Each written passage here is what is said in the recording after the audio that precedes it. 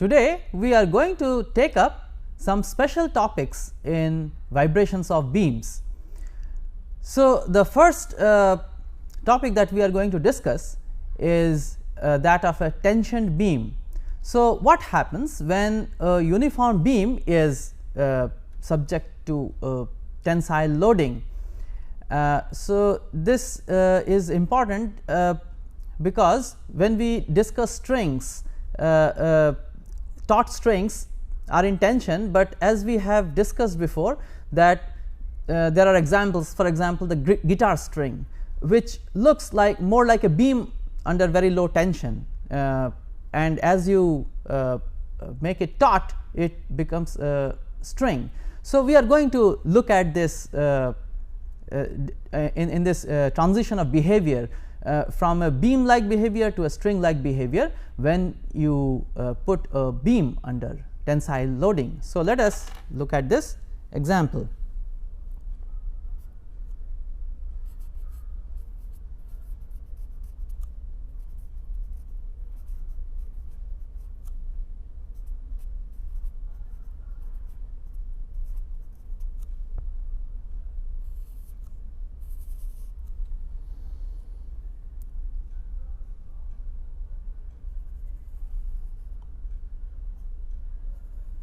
Let us consider this Euler-Bernoulli beam.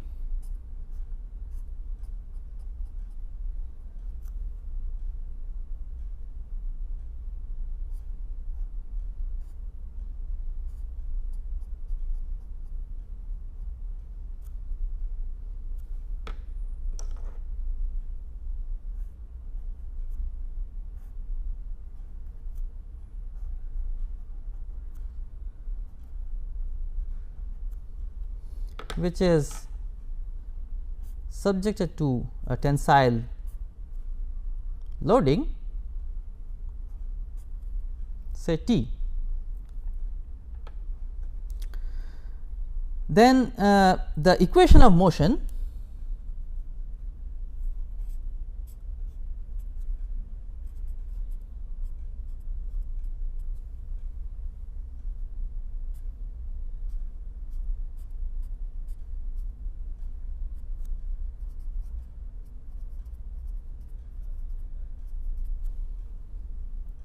So, this is an Euler-Bernoulli beam.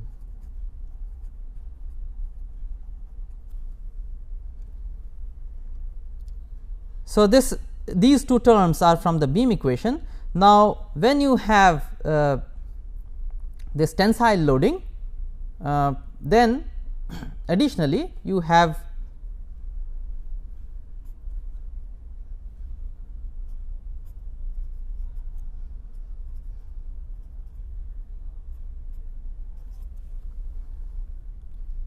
So, this is the equation of motion for an Euler-Bernoulli beam. In case of a so this is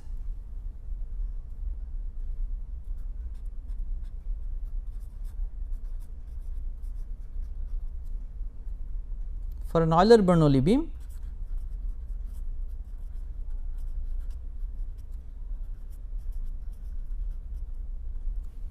In the case of a Rayleigh beam, you have this additional term because of rotary inertia.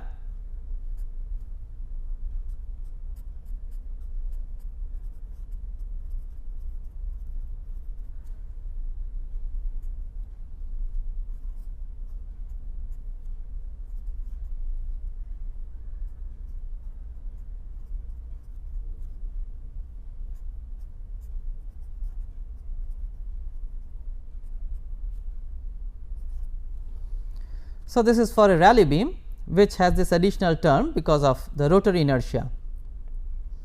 Now, since this can always fall back to the Euler-Bernoulli beam if you drop this rotary inertia term.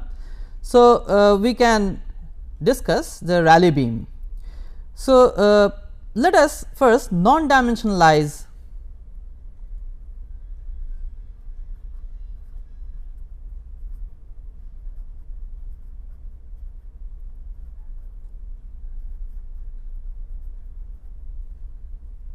the equation of motion. So, if you do this non dimensionalization using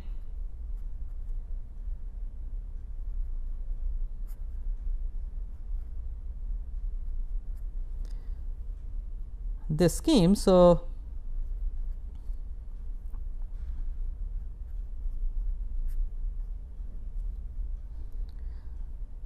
the spatial coordinate is non dimensionalized with the length, whereas the field variable is non dimensionalized with this r g, which is the radius of gyration,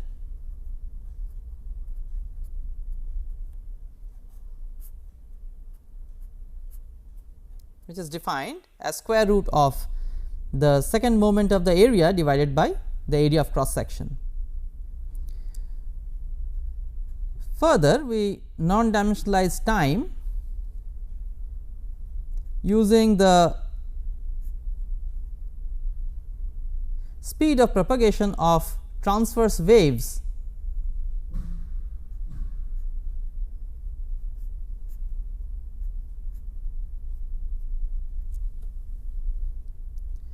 So, if you use this non dimensionalization scheme, then the non dimensional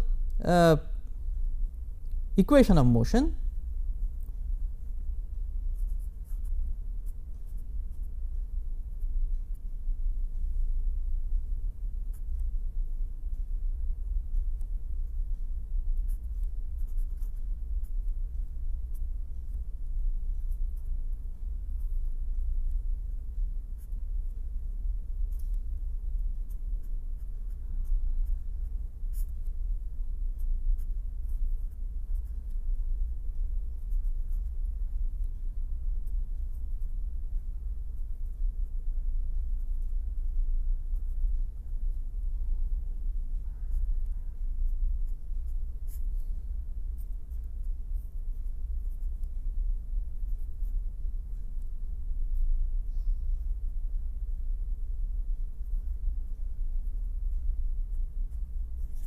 turns out to be in this form. Now, here we make so now you see that these two terms are from the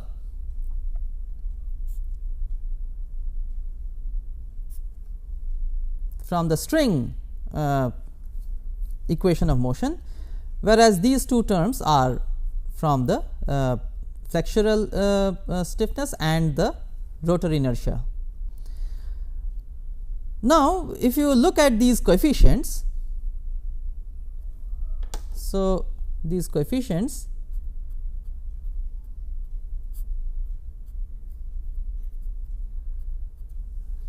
this can be written if you divide the numerator and denominator by rho a,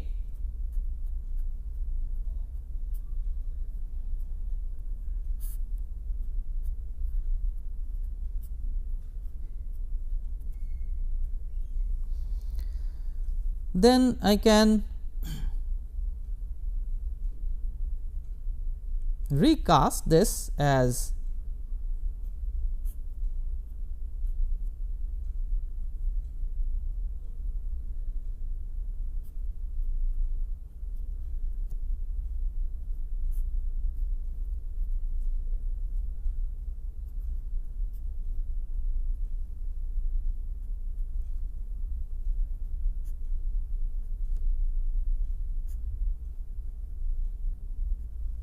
where epsilon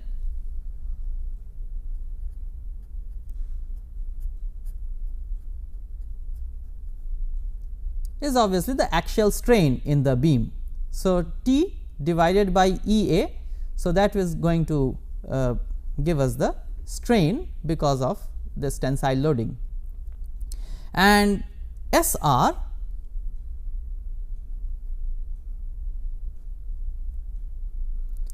is defined as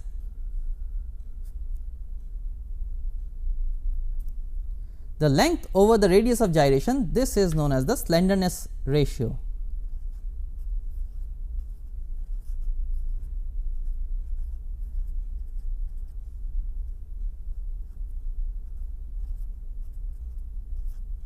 So, this is a slenderness ratio and this is the axial strain.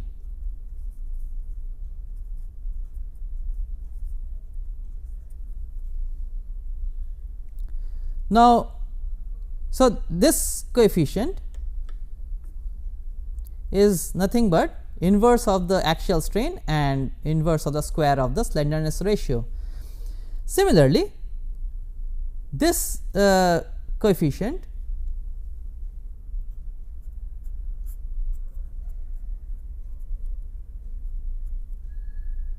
is 1 over slenderness ratio square. Now, using these definitions, then we can rewrite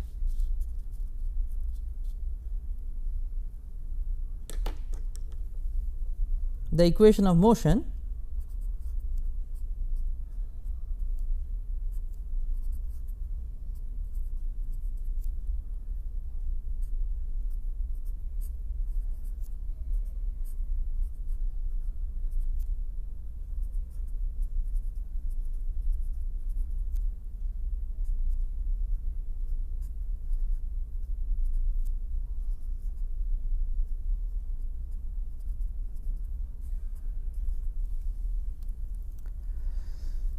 So, this is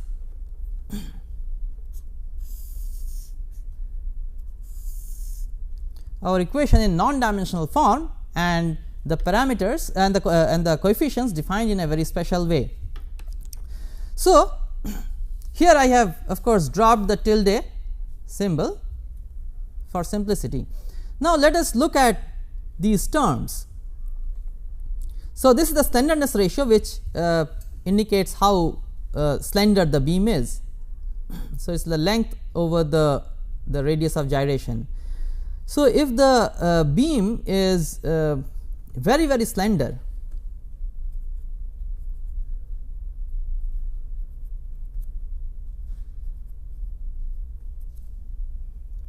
then the slenderness ratio is very large, because its length is much larger than the area property. So, when the beam is very very slender, then this is very large, and therefore, these terms can be dropped in comparison to this term. So, in that case,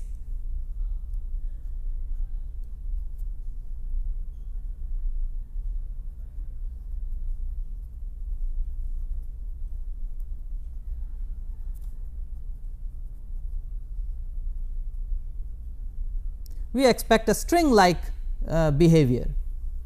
So, in other words, we can treat a beam under tension, a very slender beam under tension, like a string. On the other hand, if this strain is very small, so the axial strain is very very small. So, if the tension is small,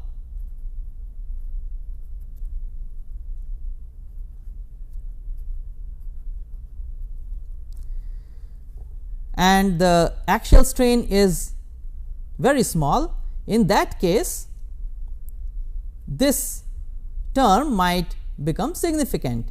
In that case, you may have to include this flexural term in the equation of motion.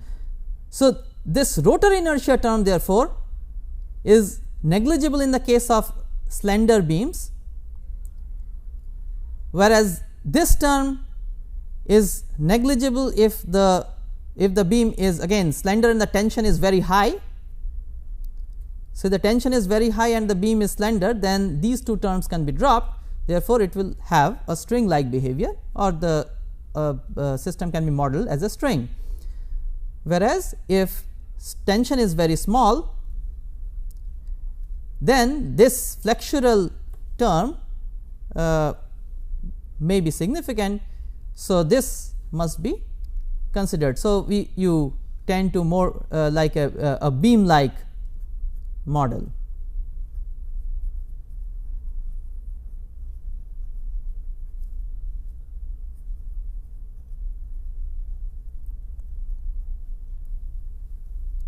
So, this is precisely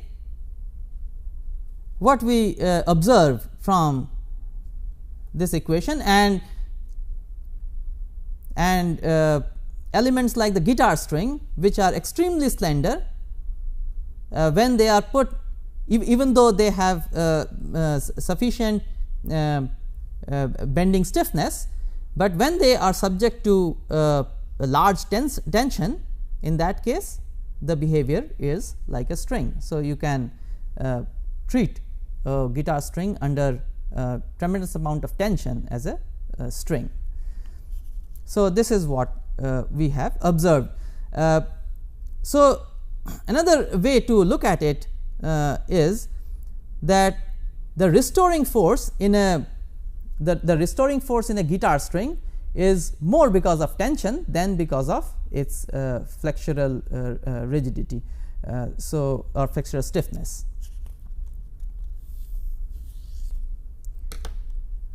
Next,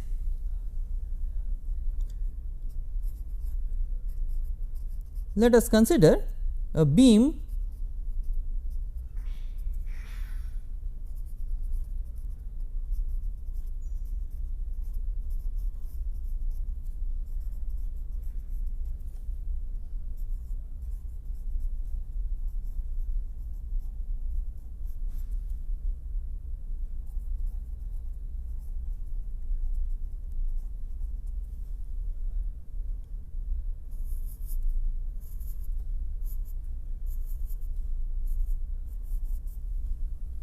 with non-homogeneous boundary condition.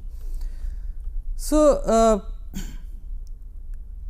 in various situations you find beams which are excited at the boundary. So, for example, when you have an absorber attached to a vibrating structure, an absorber made of a continuous system like a beam which may be attached to a vibrating surface or a structure for the purpose of vibration absorption. So, usually these beams are like cantilever beams. So, they are fixed on the structure and they vibrate because of base excitation. So, let us consider this example of a cantilever beam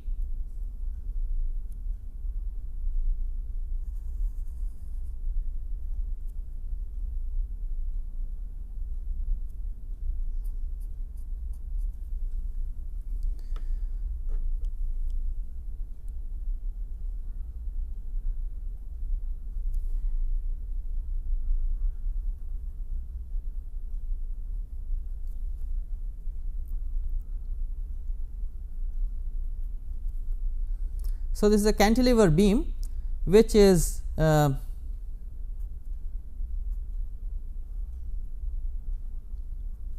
subjected to base excitation. So, we can consider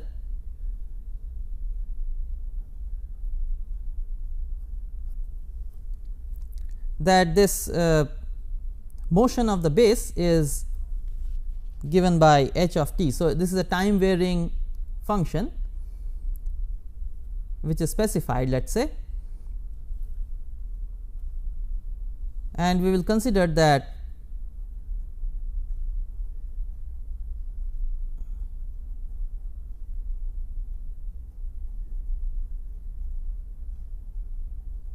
this is an Euler-Bernoulli beam.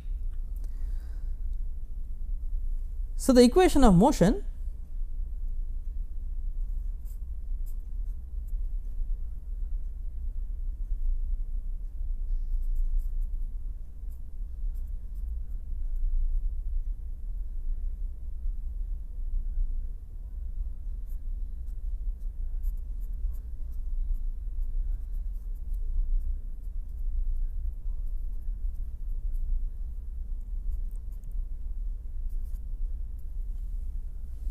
is given by this, and the boundary conditions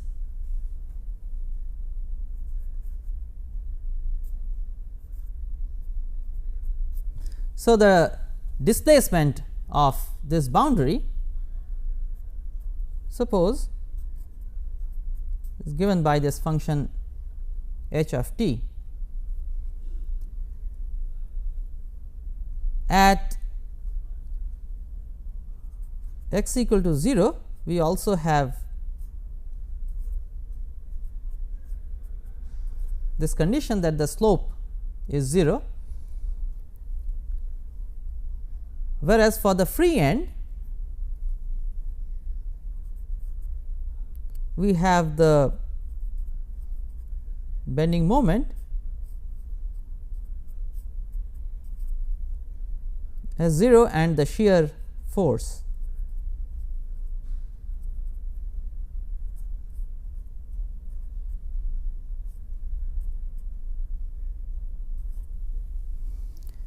Is 0. Now, if you have, so this is one kind of non-homogeneous boundary condition. You can have other kinds. For example, you can have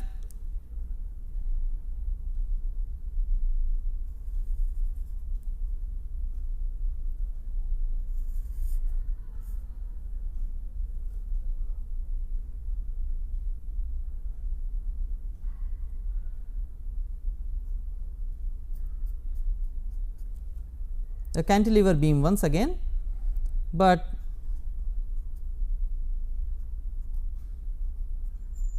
let us say with a time varying moment at the free end.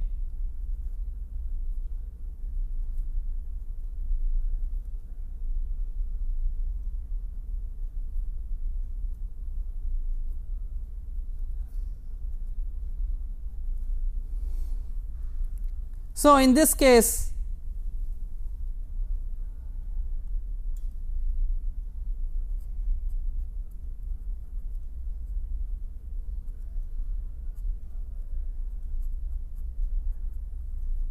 we can write the equation of motion and boundary conditions .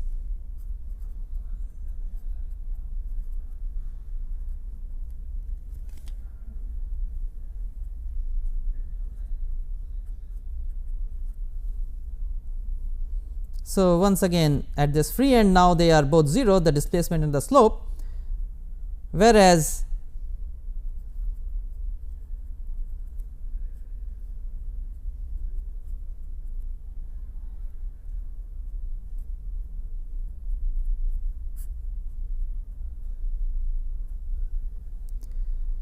the bending moment at condition at this free end may be written like this.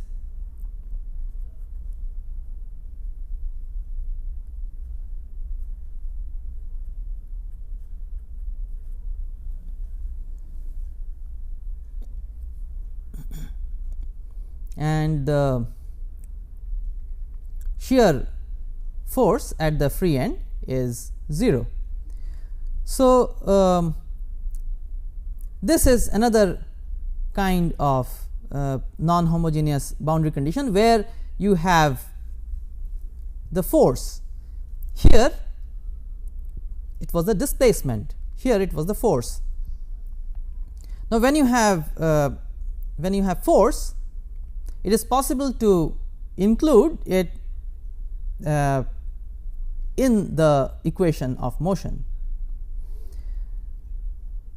So, so we are going to first discuss this this kind of system, where we have excitation, boundary excitation in terms of displacement. When you have forces, again it is possible very easily to include this force in the equation of motion, and then we can treat it as a system with homogeneous boundary condition. Now, why do we need this? Because whenever we have solved the eigenvalue problem, we have considered homogeneous boundary conditions usually.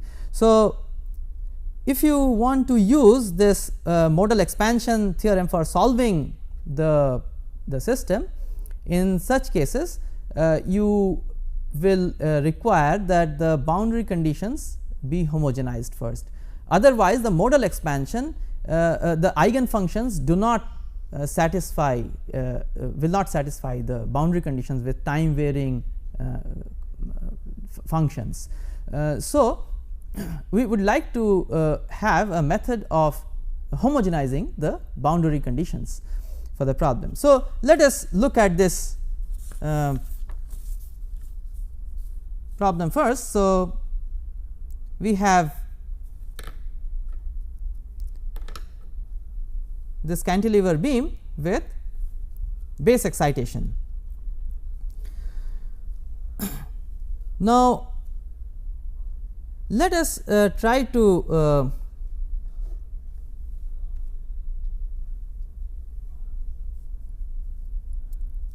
make a transformation of variables. So,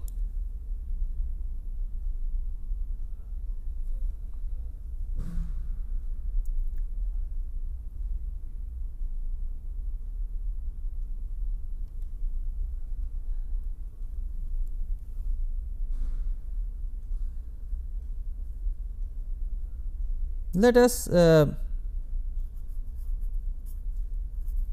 say that our field variable W, we want to convert or transform to another field variable, let us say u x comma t plus an unknown function of x times h of t. So, which is this function that you have as the forcing. Now, this structure is of course motivated by the structure of the boundary conditions. Now, if you consider this this new, so this is a new field variable,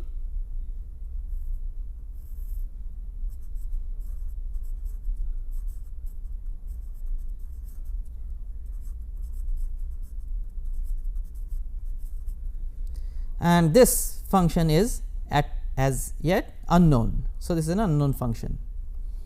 Now, let us use this this transformed this transformation in the equation in the boundary conditions.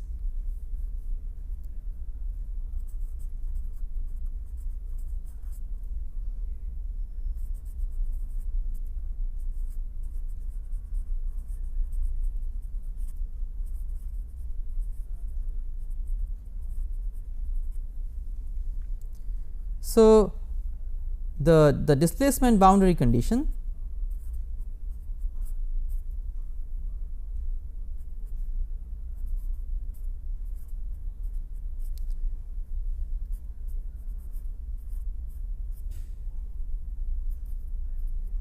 so this must be h of t. The slope condition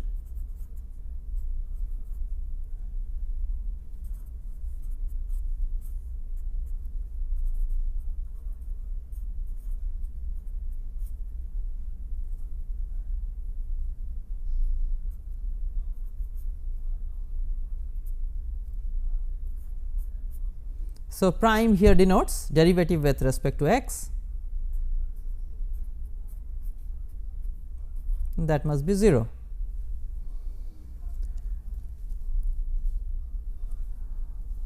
Now, the bending moment condition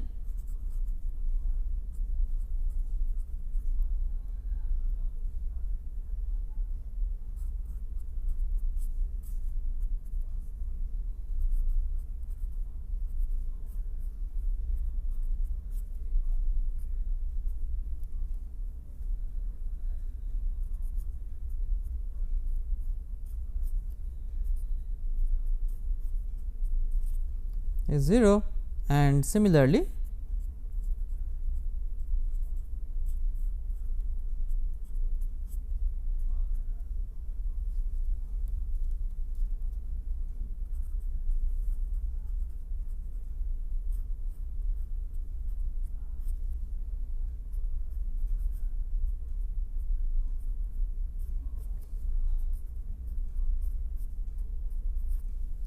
the shear force condition at x equal to L is also 0. Now, we would like to have, so this is our new field variable. So, the equation of motion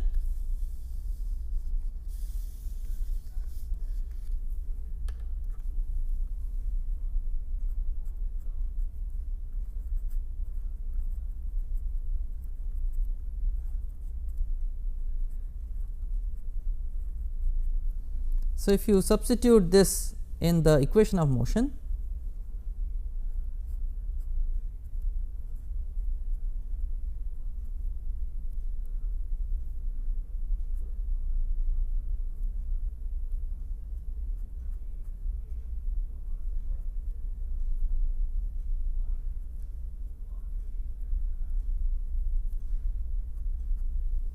that is equal to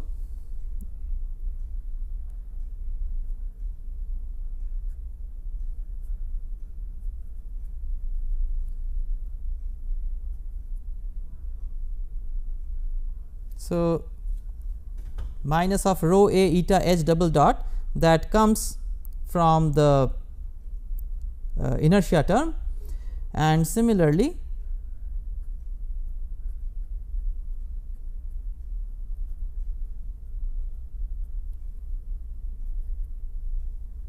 this comes from the flexural stiffness term. Now, we would like to have homogeneous boundary conditions for this equation of motion. Now, the field variable is u, and the right hand side is now we have in terms of the time varying function h and as yet unknown function eta. So, if you want to have homogeneous boundary conditions for u, which means that this must be 0. So, these are all 0.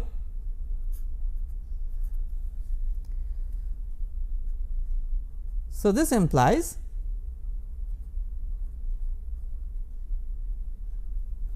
eta of 0 is 1,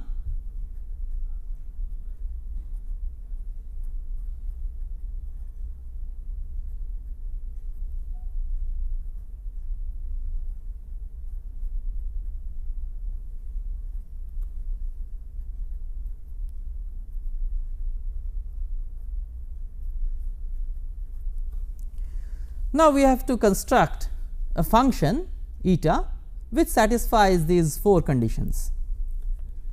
Now, to keep things simple, we can consider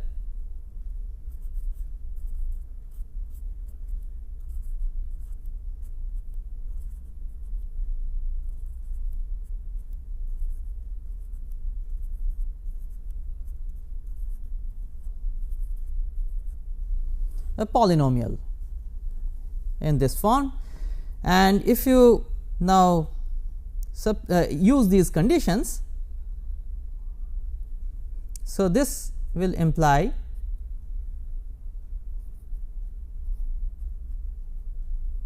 a 0 is 1, eta prime 0 is 0. So, this will imply E 1 is 0.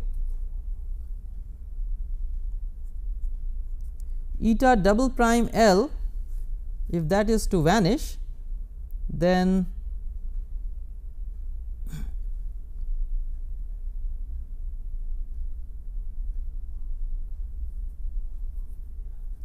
twice A 2 plus 6 A 3 L must vanish.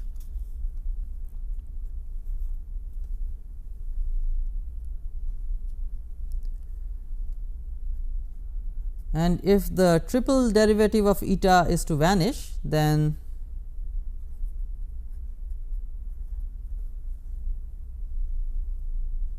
A 3 must be 0. So, in that case A 2 is also 0. So, therefore, eta is nothing but 1. So, this is a very simple example. So, in that case finally,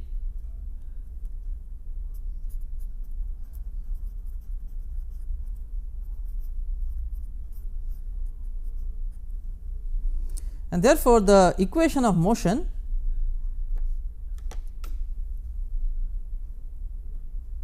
so what we obtain from here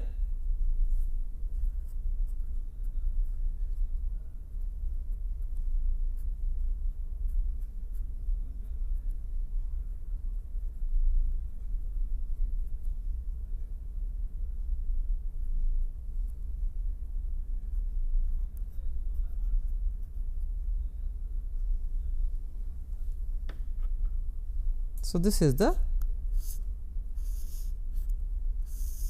equation of motion, and this is accompanied by boundary conditions which are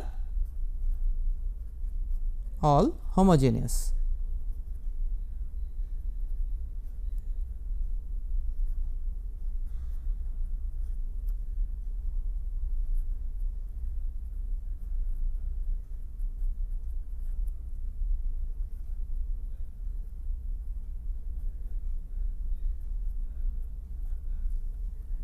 So, these are the boundary conditions. So, we have now a system which is forced, but has homogeneous boundary conditions. Now, if you perform therefore, the modal analysis of the unforced system, which is nothing but a normal cantilever beam, then you can use the eigenfunctions of the unforced system to solve the forced vibration problem. So, we can easily convert any non-homogeneous problem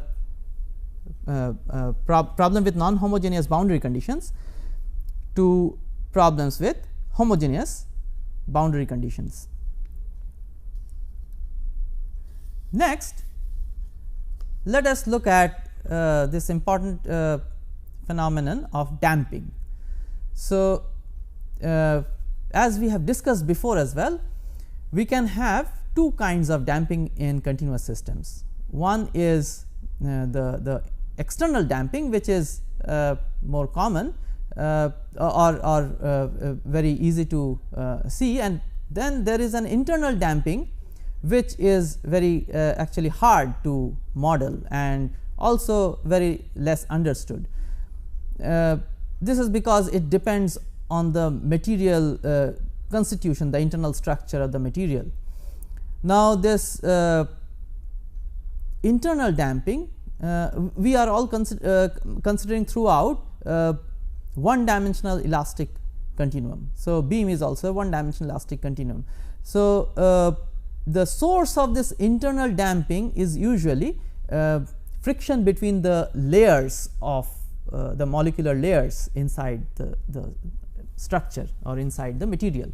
So, when we are saying we are considering one dimensional continuum, then there is no question of having layers. So, we must introduce this internal damping in a phenomenological way. So, to do that we follow the Kelvin-Voigt model. So, let us look at this model for internal damping.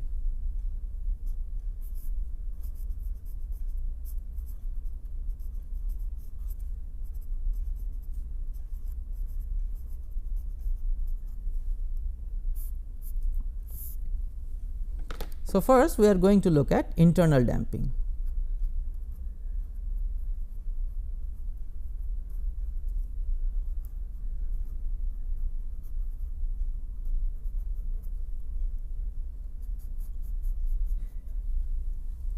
So, to model internal damping, we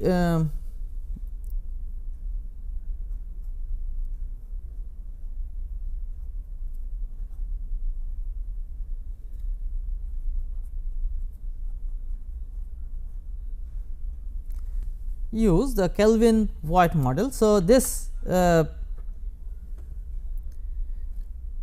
in order to implement this model, we modify the constitutive relation of the material. So, we know we have used that for our beam model the Hooke's law given by the stress equals the Young's modulus times the axial strain. So, this was the axial stress in the fibers of the beam.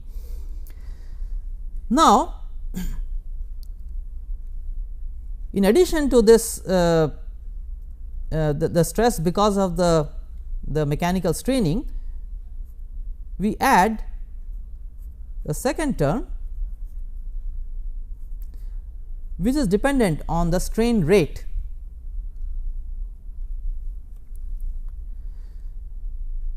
So, the stress not only depends on the amount of straining in the fibers, but also the rate at which the fibers are being strained. Here this eta is known as the loss factor.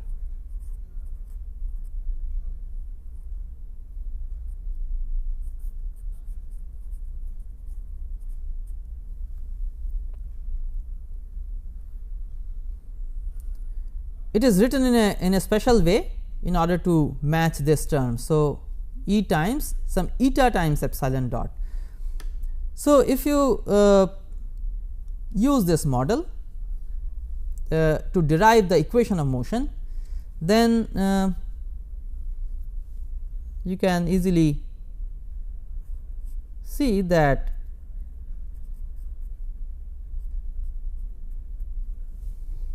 the equation of motion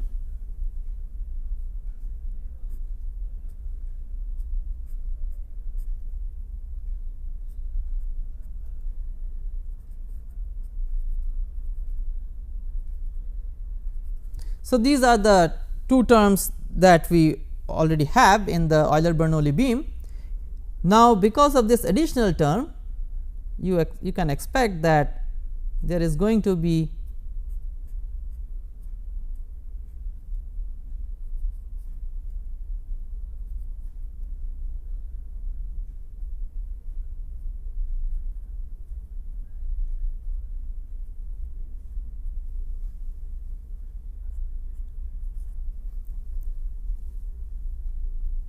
So, this is the new term because of internal damping.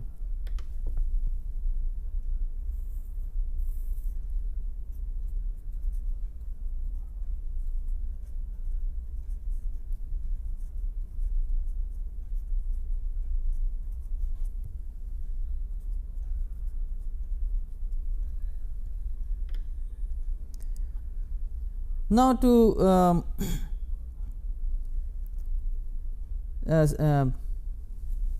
see that this is really a damping term.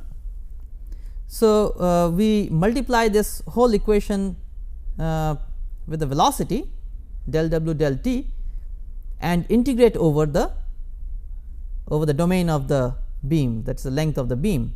So, we obtain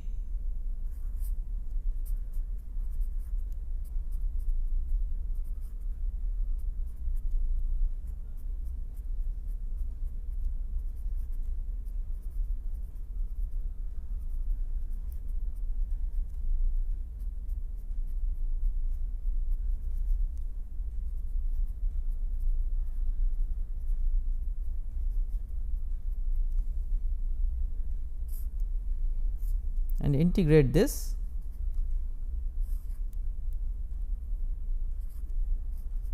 and that must also be 0. Now, we integrate by parts this term 2 times. So,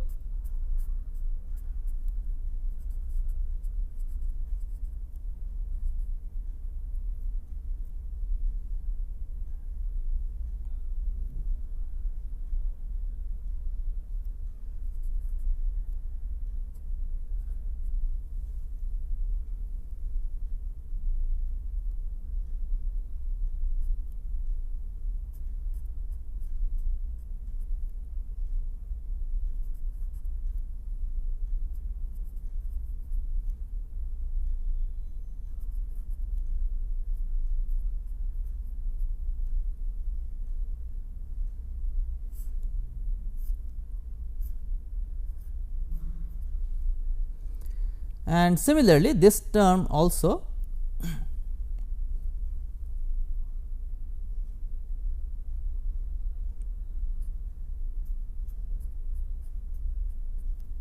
integrate by parts 2 times.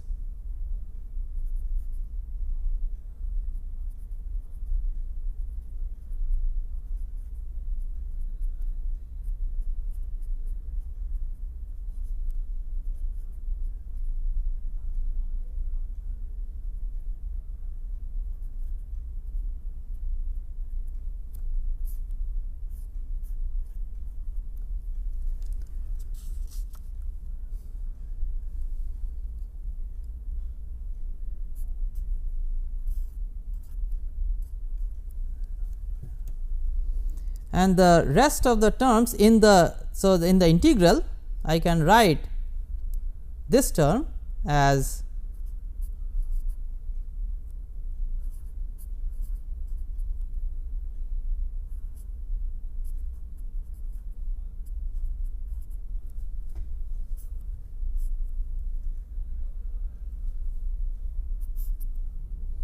similarly after integrating by parts this term 2 times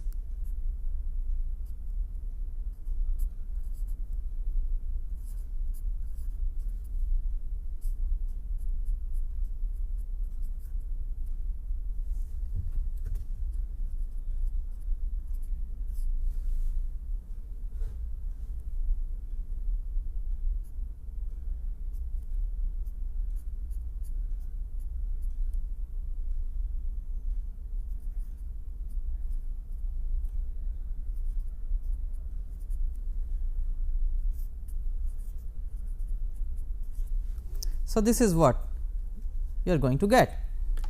Now, if you use the boundary conditions, say for example, in a simply supported beam, then at L the velocity must be 0, at and the bending moment must be 0. So, this term will vanish, similarly this term will also vanish. So, using the boundary conditions you can show that these boundary terms will actually vanish.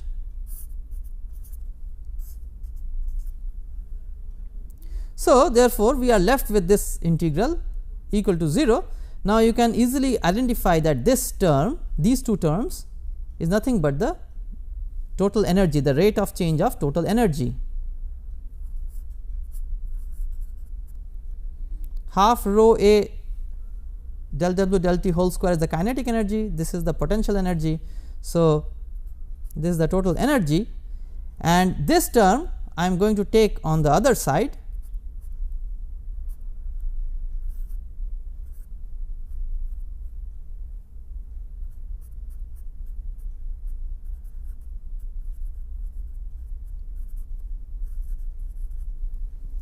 Now, if there is an eta as well,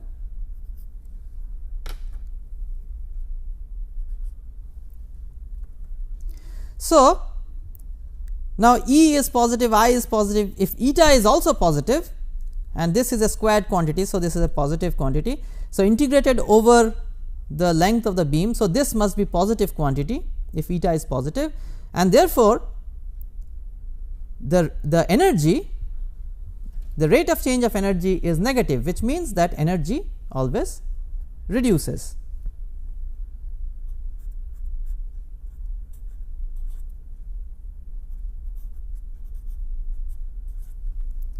So, if this loss factor is positive, then this term is going to drain the mechanical energy. Now, let us look at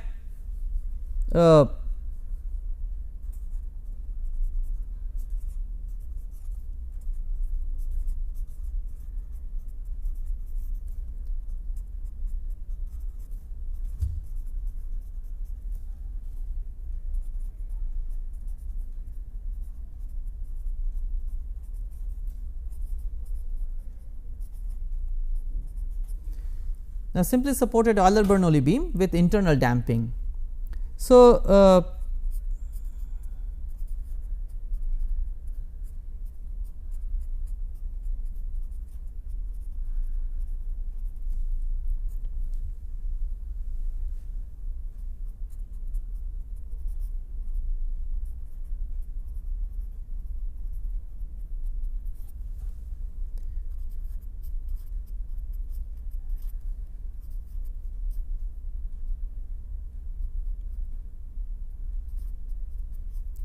So, the moments are 0.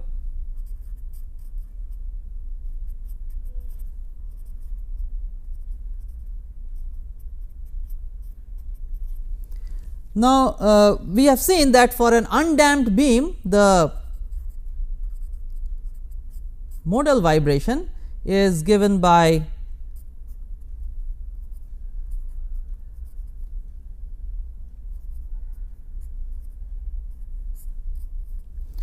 let us for a moment assume that this beam is vibrating in this nth mode.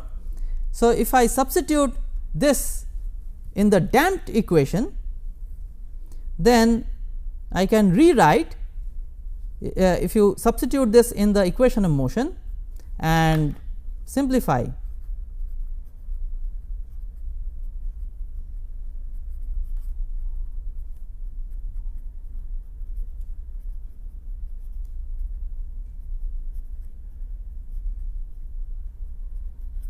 if you simplify, then so this can be in general a function of time.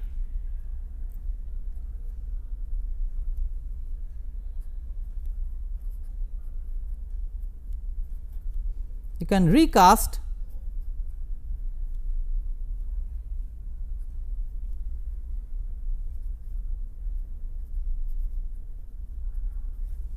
the equation in this form, where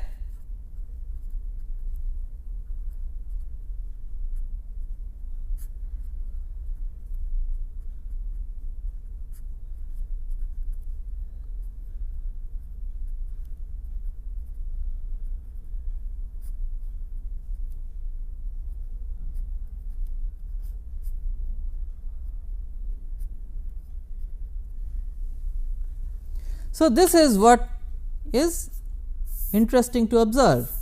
So, if you consider that the beam is vibrating in the nth mode, then the equation of motion for that mode, the modal coordinate, the modal dynamics is governed by this equation, where the natural frequency is as expected, but there is a damping factor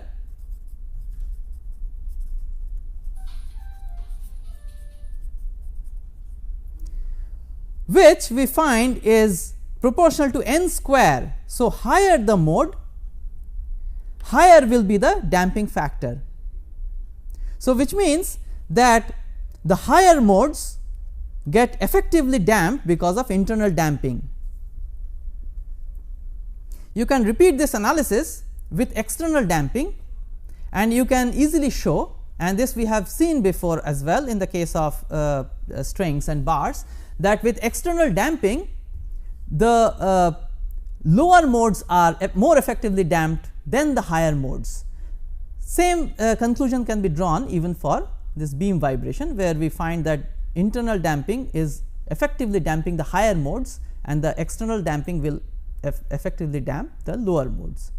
So, to conclude today what we have discussed, we have considered two topics from beam vibrations, three topics. So, first we have considered the non-homogeneous, we have considered non-homogeneous boundary conditions, we have considered internal damping in beams, and in the beginning we also looked at the beam under tension. So, how the string and the beam behavior gets delineated. So, that was another topic we looked at. So, with that we conclude this lecture.